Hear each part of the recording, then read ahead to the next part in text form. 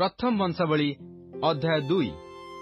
एमाने इस्राएल रो पुत्रगण यथा Reuben, Simeon, levy और जिहुदा, इसाखर और सबुलून, दान, जोसेफ और बिन्यामीन, नप्ताली, गाद और आसेर। जिहुदार पुत्रगण यथा एर और ओनोन और सेला ताहार एही तीन पुत्र किणानिया बत्सुए ठारू जात होइतिले।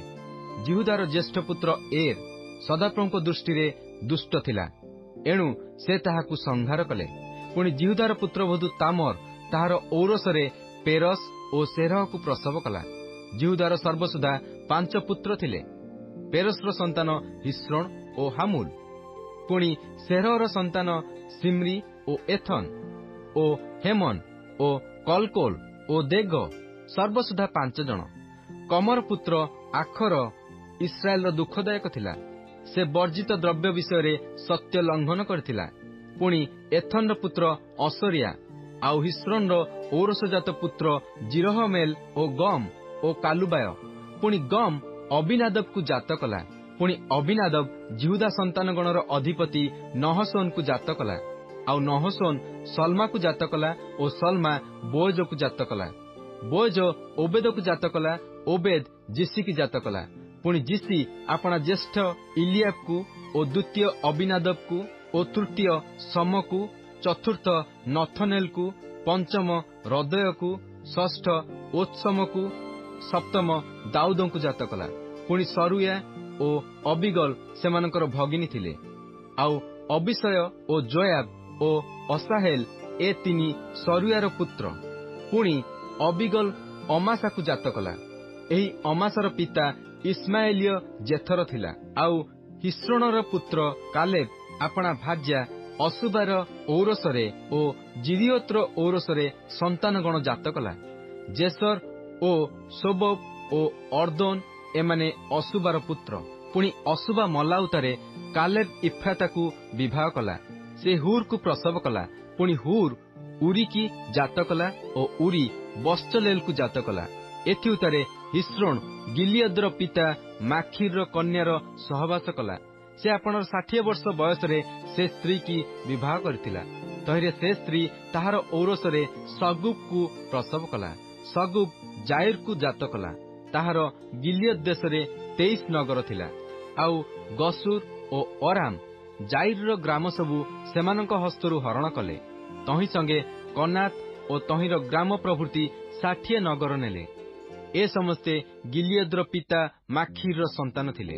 पुणी हिस्रोन कालेब इफ्रातारे मलाउतारे हिस्रोन भार्या अबियाह ताहार औरसरे तकयर पिता असहुर को जात कला। हिस्रोनर प्रथम जात जिर हमेल एही सबु संतान थिले। प्रथम जात राम, तहि उतारे बुना ओ ओरण ओ ओत्सम ओ अहिय। पुणी जिर हमेल अन्य एक भार्या थिला, ताहार नाम अटारा। से ओनम माता। आउ जिर हमेल प्रथम जात अराम पुत्र मास ओ जामिन ओ एकर। आउ ओनम पुत्र समय ओ जादा। आउ समयर पुत्र नादब ओ अबिसुर। अबिसुर भार्यार नाम अबिहैल ओ से ताहार औरसरे अहबान ओ मोलित को जात कला। पुणी नादब्र पुत्र सेलद ओ अपपईम, मात्र सेलद निसंतान होई मला। आउ अपपईम्र पुत्र जिसी। पुणी जिसीर पुत्र शेषन। शेषन पुत्र अहलय। पुणी समयर भ्राता जादार संतान जेथर ओ जोनाथन। जेथर निसंतान होई मला। पुणी जोनाथन पुत्र पेलत ओ सासा। ए समस्ते जिर हमेल संतान।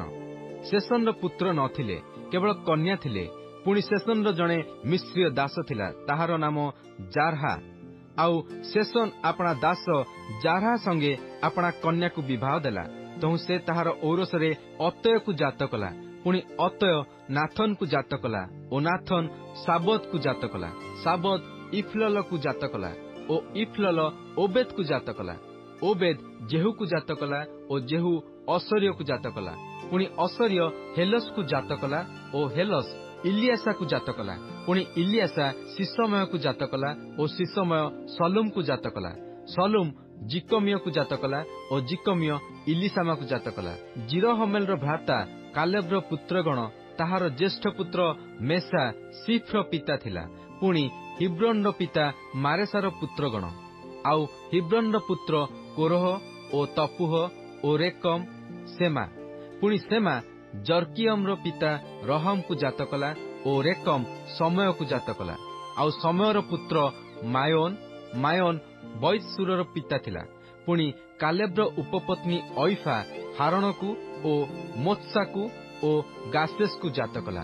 ଆଉ ଜେହଦୟର ପୁତ୍ର ରେଗମ ଓ ଯୋଥମ ଓ ଗେସନ ଓ ପେଲଟ ଓ ଅଇଫା ଓ ସାଫ। ପୁଣି କାଲେବ୍ର ଉପପତ୍ନୀ ମାଖା ସେବରକୁ ଓ ତିର୍ହନିକୁ ପ୍ରସବ କଲା। ଆହୁରି ସେ ମଦମାନାର ପିତା ସାଫକୁ, ମକବେନାର ପିତା ଶିବାକୁ ଓ ଗିବିଆର ପିତାକୁ ପ୍ରସବ କଲା। ଆଉ ଅକ୍ସା କାଲେବ୍ର କନ୍ୟା ଥିଲା। କାଲେବ୍ର ସନ୍ତାନଗଣ ଯଥା ଇଫ୍ରାତାର ପ୍ରଥମ ଜାତ ହୁରର ପୁତ୍ର ଶୋବଲ କିରିୟତ ଜିଆରିମର ପିତା, ସଲମ ବେଥଲେହମର ପିତା, ହାରେଫ ବୈତଗାଦରର ପିତା। ଆଉ କିରିୟତ ଜିଆରିମର ପିତା ଶୋବଲର ପୁତ୍ରଗଣ ଥିଲେ ହଗୟା ମନୁହଥର ଅର୍ଦ୍ଧାଂଶ। ଆଉ କିରିୟତ ଜିଆରିମର ଗୋଷ୍ଠୀ ଜିତ୍ରିୟ ଓ ପୁଥିୟ ଓ ସୁମାଥିୟ ଓ ମିଶ୍ରିୟମାନେ। ଏମାନଙ୍କଠାରୁ ସରାଇୟ ଓ ଇଷ୍ଟାଏଲିୟମାନେ ଉତ୍ପନ୍ନ ହେଲେ। ସଲମର ସନ୍ତାନଗଣ ଯଥା ବୈଥଲହମ ଓ ନଟଫାତୀୟମାନେ ଅଟ୍ରୋତବେତ ଜୟାବ ଓ ମନହତୀୟ ମାନଙ୍କ ଅର୍ଦ୍ଧାଂଶ ସରୀୟମାନେ। ଆଉ ଜାବେଶ ନିବାସୀ ଲେଖକମାନଙ୍କ ଗୋଷ୍ଠୀ ଯଥା ତିରିୟାଥିୟ, ସିମିୟଥିୟ, ସୁଖାଥିୟମାନେ। ଏମାନେ ରେଖବ ବଂଶର ପୂର୍ବପୁରୁଷ ହମତଠାରୁ ଉତ୍ପନ୍ନ କିନୀୟ ଲୋକ।